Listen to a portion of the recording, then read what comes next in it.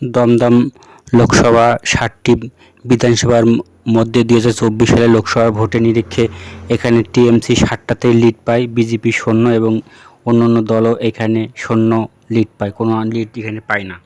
দমদম লোকসভায় এখানে postal ballot vote পড়ে টিএমসি ভোট পায় 2290টি, সিপিএম ভোট পায় 1366টি এবং বিজেপি ভোট পায় 1781টি।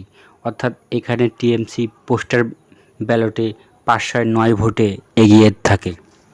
তার প্রথম বিধানসভা হলো দমদম বিধানসভা। এই বিধানসভায় 2024 সালে টিএমসি ভোট পায় 80,289, সিপিএম ভোট পায় 32,714, বিজেপি ভোট পায় 70,698।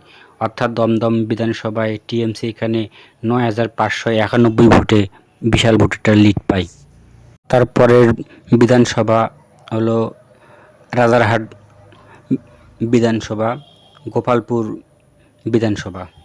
এখানে টিএমসি ভোট পায় 75,236, সিপিএম ভোট পায় 30,386, বিজেপি ভোট পায় 75,162।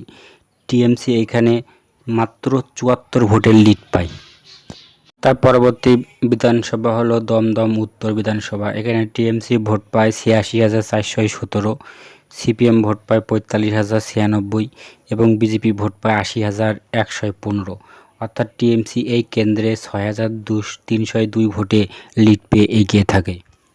তারপরের বিধানসভা হলো বরাইনগর বিধানসভা। এখানে টিএমসি ভোট পায় 69,427, সিপিএম ভোট পায় 29,572 এবং বিজেপি ভোট পায় 57,450।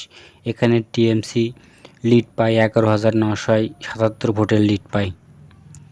তারপরের বিধানসভা হলো কামারহাটি বিধানসভা, মদন মিত্র বিধানসভা।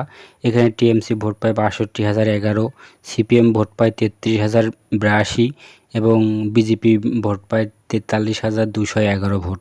এখানে টিএমসি লিড পায় 18,800 ভোটের লিড পায়। তারপরের বিধানসভা হলো পানিহাটি বিধানসভা। এখানে টিএমসি ভোট পায় 71,909, সিপিএম ভোট পায় 35,849, বিজেপি ভোট পায় 59,424। এখানে টিএমসি 12,485 ভোটে লিড পায়। তার পরবর্তী বিধানসভা হলো খড়দা বিধানসভা। এই বিধানসভায় টিএমসি ভোট পায় 81,000, বিজেপি ভোট পায় 32,000, সিপিএম ভোট পায় 32,719 এবং বিজেপি ভোট পায় 70,028। অর্থাৎ তৃণমূল এই বিধানসভায় 10,972 ভোটে বিশাল একটা ভোটে ব্যবধানে এখানে লিড পায়।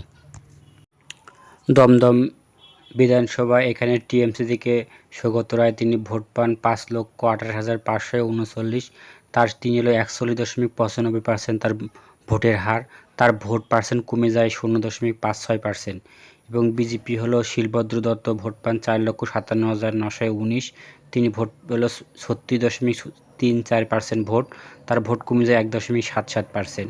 এখানে সিপিএম ভোট পায় 2,40,000, সুজন চক্রবর্তী 784, তার ভোট পাশে 19.11, তার ভোট বৃদ্ধি পায় 5.20। এখানে টিএমসি 70,660 ভোটে হলো দমদম লোকসভাটি জয়লাভ করে।